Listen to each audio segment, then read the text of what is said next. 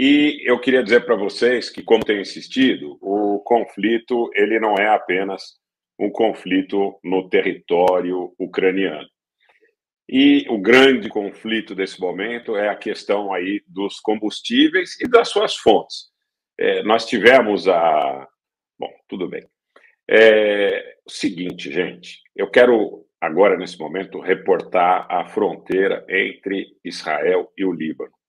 Esses dias nós tivemos uma fala muito forte do secretário-geral do Hezbollah, falando sobre uma situação de uma eventual entrada de Israel em águas territoriais libanesas. Na quarta-feira, Israel confirmou que manterá a exploração de gás no campo de Karish, são águas disputadas do Mar Mediterrâneo, e, a despeito, como eu disse, das contundentes objeções, tanto do Estado libanês como da declaração posterior do Hassan Nasrallah, tanto o Benny Gantz como Yair Lapid e o Karen Harar, que são os ministros da Defesa, Relações Exteriores e de Energia de Israel, declararam em nota conjunta que o campo de Karish representa um ativo estratégico israelense para promover nossa economia verde, disseram eles, na nota que foi oficialmente veiculada.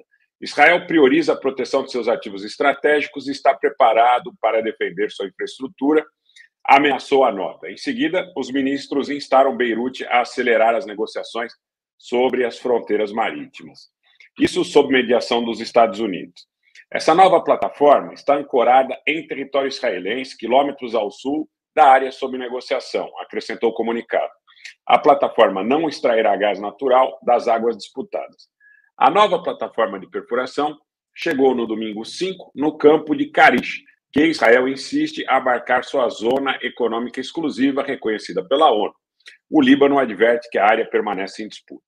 O premier libanês Najib Mikati incumbiu sua chancelaria de contactar órgãos internacionais e impedir a exploração de recursos por parte de Israel. A disputa abrange cerca de 860 km² de área, rica em petróleo e principalmente gás natural, conforme mapa registrado nas Nações Unidas em 2011. Líbano e Israel conduziram até aqui 5 rodadas de conversas indiretas, sob esforços da ONU e mediação dos Estados Unidos. A última rodada de negociações ocorreu em maio de 2021.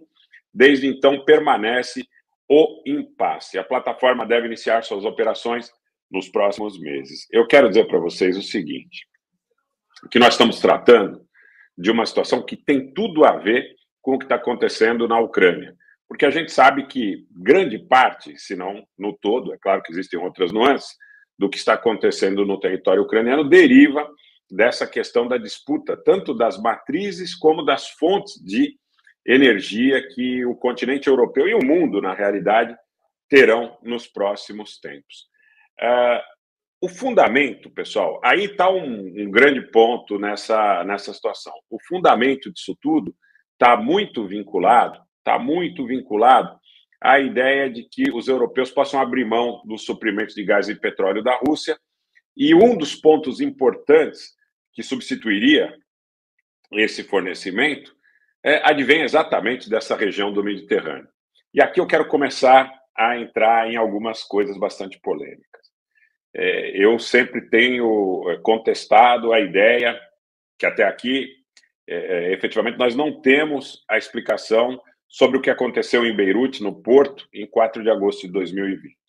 Até aqui, nós não temos explicações suficientes, nós não temos explicações coerentes. Assim como nós não temos explicações coerentes, e aqui eu sugiro toda uma imbricação, pela presença dos Estados Unidos nos postos de petróleo na margem leste do Eufrates, vide o posto de petróleo da Phillips Conoco. Tá? Eu quero dizer para vocês que, dentro desse contexto, já há muito vem sendo preparada essa situação de conflito que hoje chegou à Ucrânia. Mas essa situação, o que eu tenho de convicção é que a agressão perpetrada contra os armênios em setembro de 2020, praticada pelo Azerbaijão com o beneplácito, com o salvo-conduto ainda que tácito da Grã-Bretanha, a ocupação do poço da Phillips Conoco e da margem leste do Eufrates na Síria, a ocupação do Kurdistão iraquiano sob o pretexto de garantir direitos população curda ali residente. A explosão do Porto Mediterrâneo de Beirute em 4 de agosto do ano de 2020. Todas essas situações, elas estão nitidamente imbricadas. Todas essas situações, tudo isso diz respeito às novas fontes, às novas formas, os novos caminhos de suprimento de gás e de petróleo em direção ao continente europeu. Então, eu quero dizer que, nitidamente, a gente vive uma situação onde está muito claro que algumas vidas valem mais do que outras.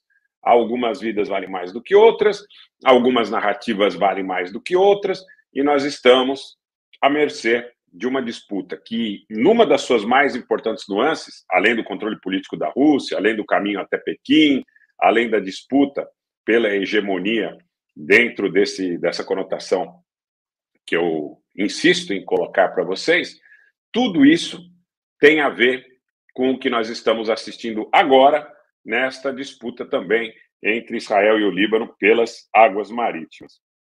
Uma informação importante também sobre a chegada nessa semana do enviado dos Estados Unidos ao Líbano, que discutirá essa questão tanto com o governo libanês e, muito provavelmente, a posteriori, com o governo israelense. Inclusive, nota do jornal israelense Jerusalém Post dá conta que os Estados Unidos enviarão ao Líbano, nesta próxima semana, para discutir a crise de energia, a questão com Israel, e colocarão ao Líbano, por intermédio da presença de um enviado especial da administração, a posição do governo dos Estados Unidos. Isso deve acontecer à visita do Amos Hochstein do Departamento de Estado, que é um assistente sênior para quê? Para segurança energética. Visitará o Líbano no dia 13 e 14, e, na realidade, Washington começou a mediar essas conversas indiretas entre Israel e o Líbano, da fronteira marítima,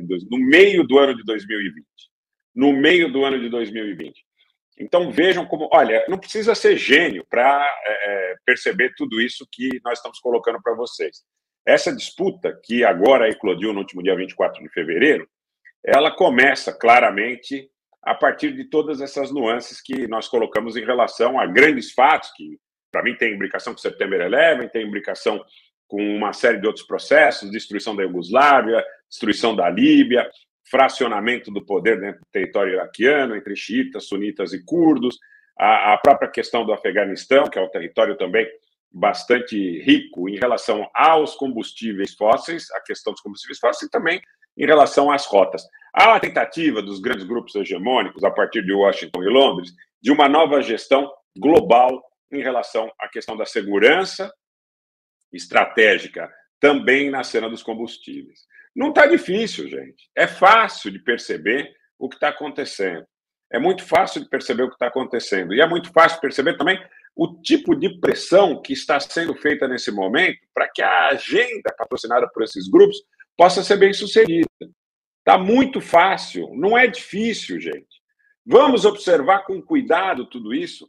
Vamos rever todos os vídeos que nós fizemos aqui falando sobre esse conflito no território ucraniano. Pode se tratar de muita coisa, mas dizer na cara lavada que a grande mídia tem colocado para as pessoas de um modo geral, que se trata de um conflito entre a tirania e a democracia, é subestimar a inteligência das pessoas.